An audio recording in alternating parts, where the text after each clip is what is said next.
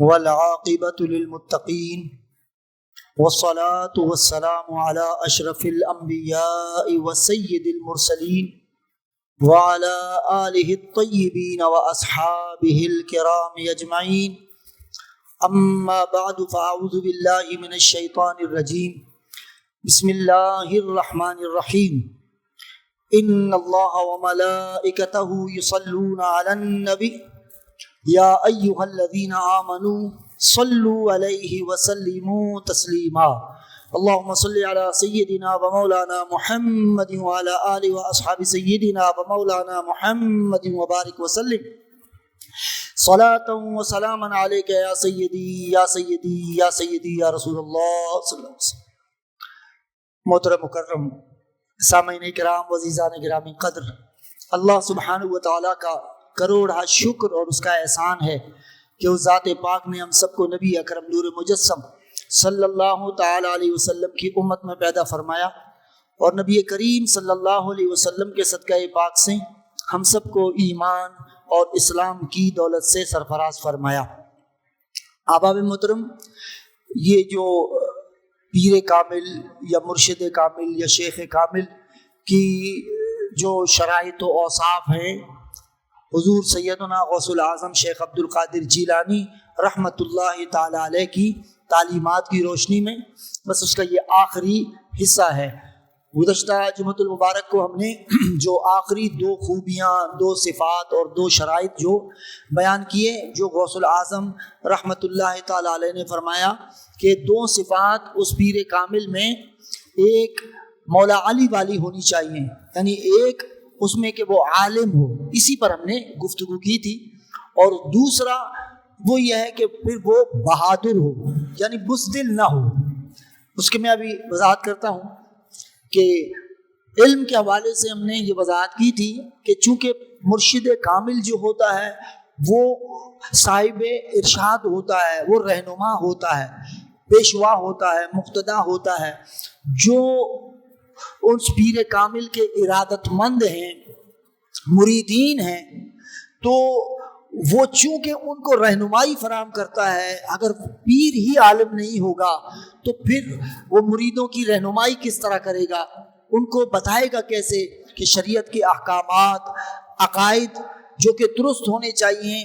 تو اس لیے ہم نے عرض کیا تھا کہ ہم یہ نہیں کہتے کہ پیر کامل کوئی شیخ الحدیث ہو، مفسر قرآن ہو، مفتی اعظم ہو، شیخ الاسلام ہو، لیکن کم سے کم جو بیسکس نالج ہے، یعنی جو بنیادی تعلیمات ہیں شریعت کی، خواہ وہ احکام ہو یا عقائد، وہ کم سے کم مرید کو مطمئن کر سکے کہ وہ اگر کوئی سوال کرے شریعت کے اعتبار سے، جیسے فرائض ہیں تو ان فرائض کے حوالے سے نماز ہے، روزہ ہے، حج ہے، زکوٰۃ ہے، یہ ہیں احکام. اور عقائد توحید ہے، رسالت ہے. کم سے کم چلو تقدیر جو جیسے میں نے بعد میں فرض نماز پڑھا کر تھوڑی سی وضاحت کی، تو میں نے کہا کہیں کس لوگوں کے ذہن میں اشکال پیدا نہ ہو جائے، تو اس لیے اس کی تھوڑی سی وضاحت کر دی. لیکن کم سے کم توحید کیا ہے، رسالت کیا ہے، عقیدہ آخرت کیا ہے، کم از کم اسے یہ معلوم ہونا چاہیے کہ بھئی عقیدہ تقدیر وہ کیا ہے، بعث بعد الموت کیا ہے. چونکہ اس دور کے اندر جو ہے لوگ بڑے عجیب و غریب سوال کرتے ہیں. اب وہ دور چلا گیا میرے بھائیوں کہ جناب استاد نے، پیر نے جو کہہ دیا بس انہوں نے کہا بھائی یہی ٹھیک ہے. نہیں، اب وہ زمانے نہیں رہے. لوگ سوال کرتے ہیں اور اب ان کو صرف یہ کہہ کر آپ خاموش نہیں کرا سکتے. چلو آپ کے ادب میں وہ تھوڑی دیر کے لیے خاموش رہے گا، لیکن اس کے ذہن میں ایک تو شک پیدا ہو جائے گا، دوسرا پھر آپ کا مقام، آپ سے مراد یعنی اس پیر کا مقام مرتبہ کہ بھئی اس کو تو کچھ آ ہی نہیں رہا اور ہم تو پھر کس سے پوچھیں. تو اس لیے اس کو بنیادی علم ضرور بے ضرور ہونا چاہیے. اور بالخصوص ہم تو ابھی آپ لوگوں سے شکایت کرتے رہتے ہیں کہ جی آپ کو ہر نماز کے بعد ایک مسئلہ بتاتے ہیں. بھئی یہ تو پیر کامل کی تو شرائط میں سے ہے نا کہ وہ عالم ہو، لیکن عوام الناس کو بھی ہم تاکید کرتے رہتے ہیں کہ خدا کے واسطے بھی دین سیکھیں، دین سیکھیں، دین سیکھیں. کم از کم یعنی اتنے معلومات تو دین کی ہونی چاہیے. جو آپ 5 وقتہ نماز پڑھتے ہیں کم از کم اس کی معلومات ہونی چاہیے. رمضان المبارک آئے, روزہ رکھتے ہیں تو بھئی روزے کی تمام معلومات ہونی چاہیے. جو صاحب نصاب ہیں ان کو اپنی زکوٰۃ ادا کرنی چاہیے, تو انہیں معلوم ہونا چاہیے کہ زکوٰۃ کے احکام کیا ہیں. یہ اس کے لیے کوئی ضروری تھوڑی ہے کوئی آپ مفتی ہی بن جائیں. تو جب ہم آپ سے تقاضا کرتے ہیں تو پیر کامل کو بدرجہ اولا یہ سب کچھ سیکھنا چاہیے تاکہ ان کا مرید انہی سے وابستہ رہے اور انہی سے سارے سوال و جواب کر سکے. اب آپ جو ہے اگلی بات میں بہادری کی کرتا ہوں, آپ جتنے بھی اولیاء ہیں بڑے بڑے جن کے نام آپ کے ذہن میں آتے ہیں, جتنے بھی آئے جو آپ کو معلوم ہے, جس ولی کا یعنی اس کا تشخص اس کی شخصیت آپ کے ذہن میں آئے, یا جن اولیاء کے نام آپ کو آتے ہیں وہ سب کے سب عالم تھے, سب کے سب عالم تھے. کسی کا بھی نام آپ ذہن میں لائیں, اگر آپ کو یاد نہ آئے تو اس ولی کامل کا نام ہمارے سامنے لیں تو ہم آپ کو بتا دیں گے کہ وہ کتنے بڑے عالم تھے. اب آپ سمجھے, یعنی ایون پیران پیر دستگیر حضرت سیدنا غوث العظم شیخ عبد القادر جیلانی رضی اللہ تعالیٰ عنہ, آپ تو علم حاصل کرنے کے لیے ہی جیلان سے بغداد کا سفر کیا, اور کوئی مقصد نہیں تھا حضور غوث العظم کا. ولایت تو ان کو مادرزاد ولی تھے وہ, لیکن حصول علم کے لیے. اچھا پھر آپ غوث العظم کی سیرت پڑھیں کہ اس حصول علم میں, تحصیل علم میں ان کو کتنی تکالیف کا سامنا کرنا پڑا, آپ کی عقل حیران ہو جائے گی. اب آپ سمجھ رہے ہیں. تو ایک تو یہ ہے کہ پیر کامل جو ہے وہ عالم ہو. دوسری صفت جو مولا کائنات والی ہے وہ ہے بہادر ہو, شجاع ہو, دلیر ہو. چونکہ دیکھیے اب ہیں تو کچھ کڑوی باتیں, ٹھیک ہے, ایک تو ہمارا طبقہ, دیکھیے بھائی ایکسیپشن اور استثناء ہر جگہ موجود ہوتے ہیں.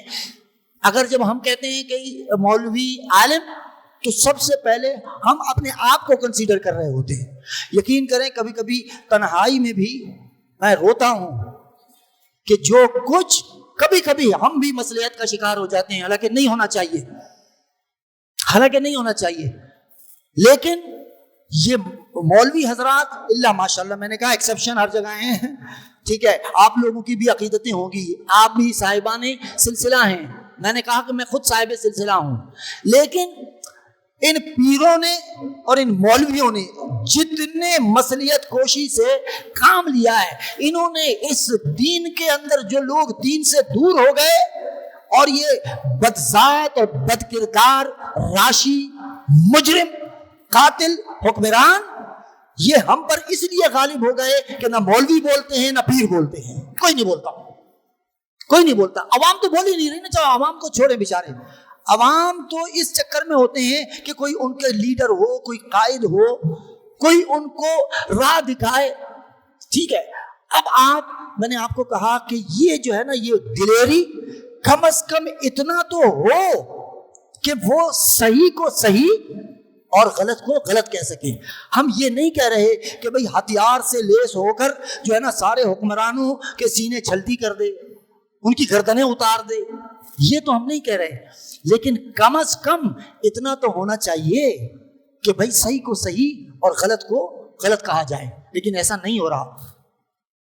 آپ خود تنہائی میں, میری بات چھوڑ دیں میرے بھائیوں, میری بات چھوڑ دیں, آپ خود تنہائی میں بیٹھیں اور ذرا غور کریں.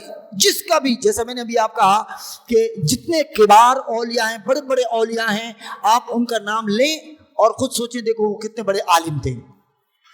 اسی طرح ابھی آپ سوچیں کہ بھئی کون مصلحت کوشی سے کام لے رہا ہے, کون حق بات کرتا ہے؟ کوئی بھی نہیں کرتا. جو کرتا ہے وہ تو ایکسیپشن میں چلا گیا, استثناء میں چلا گیا. اب اسی طرح حضور سیدنا غوث العظم شیخ عبد القادر جیلانی رحمت اللہ تعالی علیہ, چلیں غوث العظم کی بات میں بھی کرتا ہوں. جب حضور داتا صاحب رحمت اللہ تعالی علیہ, ٹھیک ہے, آپ بھی کوئی لاہور کے رہنے والے تو نہیں ہیں, آپ افغانستان سے غزنی ہے، غزنی کا ایک بستی ہے حجویر، یہ وہاں سے آئے. جب یہاں آئے تو اکیلے ہی آئے نا، کوئی فوج لے کر آئے، کوئی ہتھیار لے کر آئے. اور یہاں یہ خود جتنے آرائی ہیں یہ خود کہتے ہیں ہمیں مسلمان بنانے والے داتا صاحب ہیں، ہمارے آباء و اجداد ان کے آنے کے بعد مسلمان ہوئے. تو اب آپ اندازہ لگائیں کہ جب داتا صاحب یہاں آئے، کافروں کا غلبہ تھا، تو کیا انہوں نے داتا صاحب کو ایسے ہی آسانی سے چھوڑ دیا ہوگا؟ داتا صاحب ٹکرائے ہوں گے، ان کا مقابلہ کیا ہوگا، پھر ہی ہوگا نا. اب آپ دیکھیے کہ یہ جو دودھ کا لنگر، اس کی سبب یہ جتنے گوالے، آرائی گوالے تھے نا دودھ بیچنے والے، اس وقت جو یہاں کا راجا تھا ان کے بھینسوں کا دودھ اپنے قبضے میں لے لیا کرتا تھا. بس ان کو اتنے ہی بیچنے کی مطلب اجازت تھی جن سے ان کے گھر کا کچن چل سکے، یعنی کوئی جائیداد مال جمع نہ کر سکیں. داتا صاحب رحمت اللہ تعالی علیہ ایک درویش اس نے اس راجا اور راجا کی فوج، اس کی حکومت، اس کے وسائل، اس کی طاقت سے اکیلے تنہا ٹکر لی. اس نے کہا کہ اب کچھ نہیں ہوگا، کوئی تمہارا دودھ نہیں لے کے جائے گا. ان کو بچایا. تو آج بھی کہتے ہیں کہ جو ہماری بھینسیں اور ان کے دودھ جو ہم آسانی سے بیچنے لگے، اس کے پیچھے قوت و طاقت حضور داتا صاحب رحمت اللہ تعالی علیہ کی تھی. انہوں نے ٹکر لی جی راجا سے، اکیلے تھے. اسی طرح حضور سیدنا غوث الاعظم شیخ عبد القادر جیلانی، آپ بغداد کے رہنے والے نہیں تھے، آپ تو جیلان کے پیدائش آپ کی جیلان کی ہے، ایران کی، اگرچہ قریب ہے لیکن بہرحال ایک ملک سے دوسرے ملک آئے نا سفر کر کے. اور پھر اس کے بعد جیسے ہی آپ کی تعلیم مکمل ہوئی اور آپ ممبر پر بیٹھے، اسی لیے جناب اس کی بڑی ذمہ داری ہے، ممبر پر بیٹھنے کی بھی بڑی ذمہ داری ہے. اسی طرح خانقاہوں میں بیٹھ کر گدیوں پر سجادہ نشینی کے لطف لینا یہ کوئی آسان کام نہیں ہے. علامہ اقبال نے کہا یہ شہادت گہے الفت میں قدم رکھنا ہے. لوگ آسان سمجھتے ہیں مسلمان ہونا. اب چونکہ آج کل کے پیروں کو ہاتھ چومنے والے مرید مل گئے، کوئی ٹکر ہے کسی کی؟ مجھ جیسے مولویوں کو آپ جیسے محبت کرنے والے، پیار کرنے والے، عقیدت مند مقتدی مل گئے، ہمیں تو کوئی ٹینشن ہی نہیں ہے جناب. اور پھر جو ذرا آگے پیچھے مخالفت کرتا ہے تو اس سے ہم ہاتھ ملا لیتے ہیں، اچھا آپ بھی ٹھیک، یہ بھی ٹھیک. میں نے آپ سے ایک مرتبہ عرض کیا، بڑے لوگ بڑے کہتے ہیں جی ہمارا تو کسی سے کوئی جھگڑا ہی نہیں ہے، مجھ سے تو سب خوش ہیں، میرا کوئی مخالف نہیں ہے، الحمدللہ. کیا الحمدللہ؟ ایک بات میں پھر عرض کر رہا ہوں، میری یہ بات پلے باندھ لیں، اپنے دل کی تختی پر لکھ لیں. جس طرح میں نے کہا کہ جاہل ولی نہیں ہو سکتا، اسی طرح یہ بات بھی میری آپ اپنے دل کی تختی پر لکھ لیں. جو یہ کہتا ہے نا کہ میرا مخالف نہیں کوئی، سب مجھ سے خوش ہیں، سب سے بڑا منافق وہی شخص ہے جس سے سب خوش ہوتے ہیں، کیونکہ حق کہنے والے سے سب خوش ہو ہی نہیں سکتے. باطل کہاں کہ حق سے سمجھوتا کرے گا جناب؟ باطل کہاں حق سے سمجھوتا کرے گا؟ کیسے ہوگا؟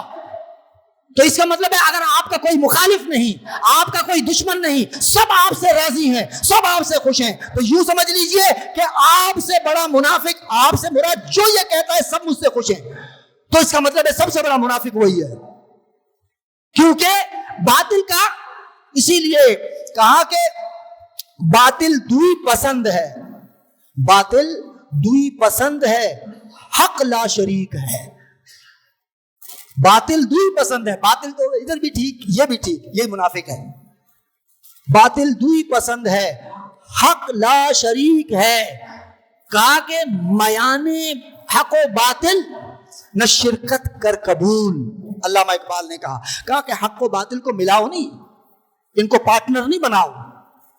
رسول اکرم صلی اللہ تعالی علیہ وسلم کیا جھگڑا تھا جناب قریش مکہ سے؟ کیا جھگڑا تھا؟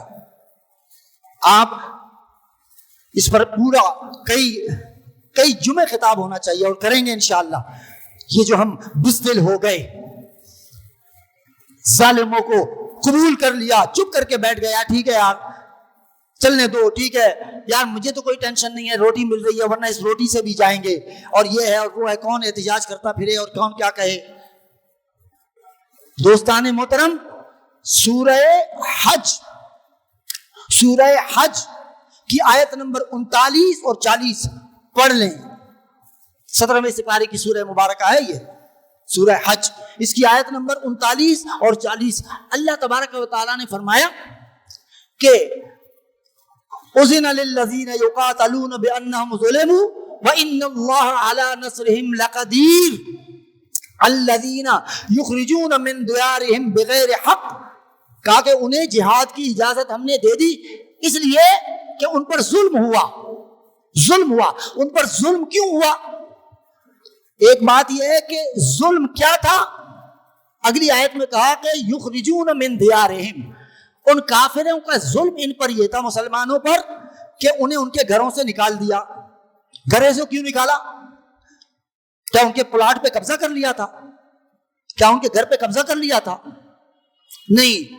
جرم کیا تھا ان کا؟ ان کو گھروں سے نکال کر ان پہ ظلم کیوں کیا گیا؟ کہا کہ ان یقولوا ربنا اللہ, انہوں نے کہا جی ہم یہ 360 بت نہیں مانتے, ہمارا رب تو اللہ ہے. بس یہ ہے ٹاکرا, یہ ہے ٹکر. یہاں سے حق اور باطل سمجھوتا نہیں کیا نا رسول اللہ صلی اللہ علیہ وسلم. ان کے خیال میں بھی یہی ہے. اب پیروں نے اور مولویوں نے تو کر لیا سمجھوتے. کچھ نے مدرسے کا پلاٹ لے لیا, لینڈ کروزر لے لی, مدرسہ خوب ترقی کر رہا ہے, مدرسہ بھی بن رہا ہے, اور مدرسے کی آڑ میں محتمم صاحب بھی خوب ترقی کر رہے ہیں. مدرسے کے طلبہ بیچارے وہ وہی دال روٹی ہی کھا رہے ہیں, یا وہی صدقے کا بکرا آ گیا, بکرے آ گئے, وہ صدقے کا کھانا طلبہ وہ کھا رہے ہیں. اور محتمم صاحب اللہ ماشاءاللہ ان کی توند بڑھتی چلی جا رہی ہے, ان کی جائیداد پراپرٹی بھی بڑھتی چلی جا رہی ہے. جو یہاں پر آئے سائیکلوں پر, موٹر سائیکلوں پر, آج وہ گارڈ سمیت ویگو میں ریوو میں گھوم رہے ہیں. جناب 4 گارڈ بھی پیچھے بیٹھے ہوئے ہیں. محتمم صاحب کی بڑی ٹور ہے, بڑی برم ہے. تو کیوں؟ اس لیے سمجھوتا کر لیا. ٹھیک ہے بھائی تم اپنا کام کرتے رہو جی, ہم اپنا کام کرتے رہیں گے. رسول اکرم صلی اللہ تعالی علیہ وسلم انہوں نے بھی یہی سمجھا کہ شاید محمد صلی اللہ تعالی علیہ وسلم کو کچھ مال وال کی ضرورت ہے. یہ کیا 570 سال سے ہمارے آبا و اجداد انہی بتوں کو پوج رہے تھے, اور یہ 570 سال سے قائم اس دین کو ڈھا دینا چاہتا ہے, اور کہتا ہے ایک خدا کو مانو. تو ہو سکتا ہے کوئی مال وال چاہیے ہو. تو جناب ابو طالب کے ذریعے پیغام پہنچایا گیا. تمام سرداران قریش نے کہا کہ بھائی اپنے بھتیجے کو سمجھائیں, اگر ان کو مال چاہیے تو ہم سونے چاندی درم و دینار کے ڈھیر لگا دیں گے. کہا کہ محمد صلی اللہ علیہ وسلم حکم کرو, ہم ڈھیر لگا دیں گے. جائیداد زمینیں چاہیے, مکہ پاک کی جتنی زمین بولو ہم اپنی زمینیں چھوڑ دیں گے, زمینیں لے لو. اگر شادی کرنا چاہتے ہو مکہ مکرمہ کی سرداروں میں سے جس کی سب سے خوبصورت ترین اور مالدار ترین لڑکی ہوگی اسے تمہیں بیاہ دیں گے. جناب ابو طالب نے بھی یہ کہا. یہ بچے بھی جانتے ہیں, آج کل تو پتہ نہیں کیا اسلامیات پڑھائی جاتی ہے, مجھے تو پتہ ہی نہیں. ٹھیک ہے, دین کیا پڑھایا جا رہا ہے؟ دین میرے جیسے بزدل اور کراچی والوں کی زبان میں کہوں تو بکری مولویوں کے ہاتھ پہ چڑھا دیا, اور یہی بکری پیروں کے ہاتھ چڑھا دیا. ماشاءاللہ آئیے حضرت, اوہو سیٹھ صاحب آ گئے, حاجی صاحب آ گئے. میں نے ابھی اسی دوران ایک مرتبہ کہا تھا نا, بڑا علامہ معروف علامہ سیٹھ صاحب آ گیا, علامہ صاحب سیٹھ صاحب کے ہاتھ چوم رہا ہے. ابے دفع کرو. سیٹھ صاحب پتہ نہیں جائز کما رہا ہے ناجائز کما رہا ہے. ایک معروف عالم اگر سیٹھ کے ہاتھ چومے گا تو پھر دین کہاں جائے گا؟ تو جناب ابو طالب نے جب کہا کہ بھتیجے محمد صلی اللہ علیہ وسلم, بھائی کیوں ٹھیک ہے تھوڑا سا نرمی برتیں, تھوڑی سمجھوتا معاملہ کر لیں, کوئی راستہ نکل سکتا ہے. تو یہ بچے جانتے ہیں نا, یہ تاریخی جملہ ہے. چلو اگر آج کل کی جنریشن نہیں جانتی یا ان کو نہیں پڑھایا جا رہا تو آپ میں سے تو یہ تاریخی جملہ تو حضور علیہ الصلوۃ والسلام کا آپ کو تو یاد ہوگا نا. کہا کہ چچا اگر میرے ایک ہاتھ پر سورج اور ایک ہاتھ پر چاند بھی آ جائے, جب بھی میں حق کہنے سے باز نہیں آؤں گا, حق ہی کہوں گا. سچ کہوں گا اللہ وحدہ لا شریک ہے اور میں اللہ کا رسول صلی اللہ علیہ وسلم، میں خاتم النبیین ہوں، اس کے بعد کوئی بات نہیں ہو سکتی، کوئی بات نہیں ہو سکتی۔ رسول اکرم صلی اللہ تعالی علیہ وسلم کی آپ سیرت پڑھ لیں، سیرت حضور علیہ الصلوۃ والسلام نے اپنے پرسنل گرج یعنی اپنے ذاتی بدلہ لینے کے لیے کبھی کسی سے انتقام نہیں لیا، کبھی بھی نہیں۔ پوری سیرت پڑھ لیں میرے آقا کی صلی اللہ علیہ وسلم۔ لیکن جہاں دین کی بات آئی، حضور علیہ الصلوۃ والسلام کی تلوار نیام سے باہر ہوا کرتی تھی۔ جی ہاں، اور حضور علیہ الصلوۃ والسلام کا جب وصال ہوا آپ سیم و زر چھوڑ کر نہیں گئے۔ میرے جوانوں، بچوں، میرے بزرگوں، میرے بھائیوں، آپ تاریخ پڑھیں، سیرت پڑھیں آقا صلی اللہ علیہ وسلم کی۔ حضور علیہ الصلوۃ والسلام کا جب وصال ہوا تو آپ کے پاس درہم و دینار کے ڈھیر نہیں تھے، لیکن آپ کے گھر کے اندر 5 تلواریں یہ بتا رہی ہوتی ہیں کہ دین کا دفاع صرف تلواروں سے ہی ہوا کرتا ہے۔ دین کا دفاع کمزوری سے، مصالحت سے، مصلحت کوشی سے یہ ہو نہیں سکتا، ڈٹ کر جواب دینا چاہیے۔ چلیں آپ اسی طرح دیکھیں حضور سیدنا غوث العظم شیخ عبد القادر جیلانی، بات یہ ہو رہی ہے کہ پیر کامل، شیخ کامل، مرشد، وہ عالم ہو اور بہادر ہو، یہ 2 آخری صفات ہیں جو مولا علی والی اس کے اندر ہونی چاہیے، یہ غوث العظم نے فرمایا۔ اب غوث العظم آئے ایران سے بغداد میں، اور جب آپ نے تعلیم مکمل کی، آپ ممبر پر بیٹھے اور آپ نے اپنے مریدین کو بھی بہادری کی تعلیم دی، اور یہی بتاتے تھے۔ میں نے تو آپ کو کہا کہ وہ علامہ صاحب تو سیٹھ صاحب کو دیکھ کر ہی جو ہے ان کی ہوا خراب ہو گئی اور ان کے ہاتھ پہ بوسہ دے رہے ہیں۔ علامہ صاحب کی تو یہ کیفیت تھی، معروف صاحب کی، ہیں سمجھے، یعنی مشہور اور معروف عالم دین ایک سیٹھ صاحب کے ہاتھ چوم رہا ہے بڑے اسٹیج پر، لوگوں پر کیا امپریشن پڑ رہا ہوگا۔ اور حضور سیدنا غوث العظم شیخ عبد القادر جیلانی رحمت اللہ تعالی علیہ اسی منبر پر بیٹھے ہوتے تھے۔ ہم میں تو یہ جرت نہیں ہوتی کوئی سیٹھ صاحب بیٹھا ہو تو اس کے سامنے کوئی سچ بات نہیں کہہ دیں کہ سیٹھ صاحب ناراض ہو جائے گا، چندہ بند، مدرسہ کیسے چلے گا، لینڈ کروزر کیسے آئے گا، کچی پکی بات کر دی۔ وقت کا خلیفہ، یہ بادشاہت کا دور ہے، یہ کوئی جمہوری حکمران نہیں ہے، وہ بادشاہ ہے، مطلق العنان بادشاہ۔ وہ بیٹھے ہوتے تھے اور رعایا پر ظلم ہو رہا ہے، زیادتی ہو رہی ہے رعایا کے ساتھ۔ اب آپ دیکھیں وہ کون سی زیادتی ہے جو اس عوام پر، جو پاکستان کی عوام پر نہیں ہو رہی ہے جناب؟ کتنی مہنگائی ہو گئی، خدا کی قسم ہم اسکول چلاتے ہیں، سفید پوش لوگ آ کے روتے ہیں کہ ہمارے بچوں کے پاس آج ہمارے بچوں نے ناشتہ نہیں کیا۔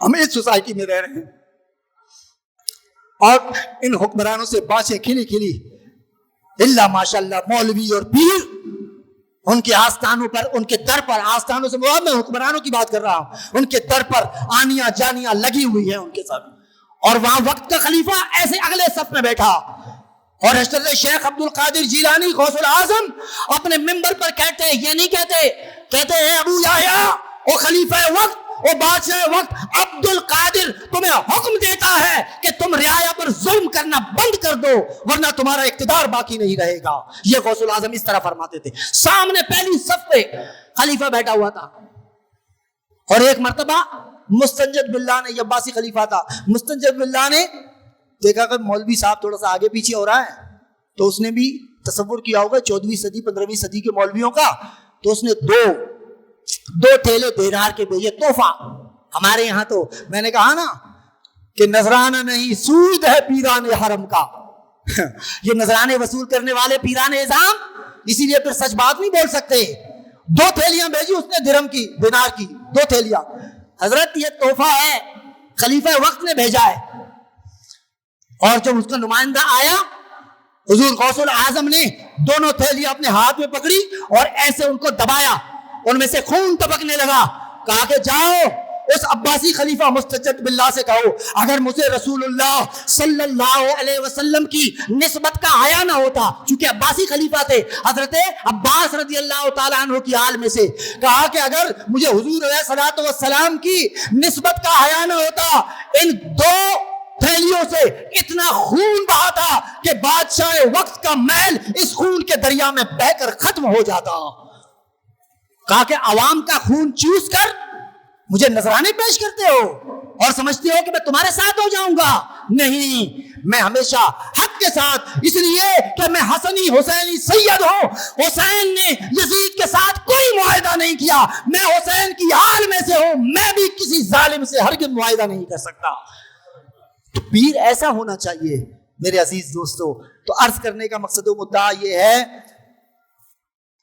تاکہ آپ سمجھیں، ہر دوسرے تیسرے آدمی کو بس پیر سمجھ کر ہاتھ چومنا نہ شروع کر دیا کریں، ذرا دیکھ لیا کریں کہ بھائی وہ کس بات کا اہل ہے۔ اللہ سبحانہ و تعالی ہمیں کسی صحیح پیر کامل سے نسبت جوڑنے کی توفیق عطا فرمائے۔ وآخر دعوانا ان الحمدللہ رب العالمین۔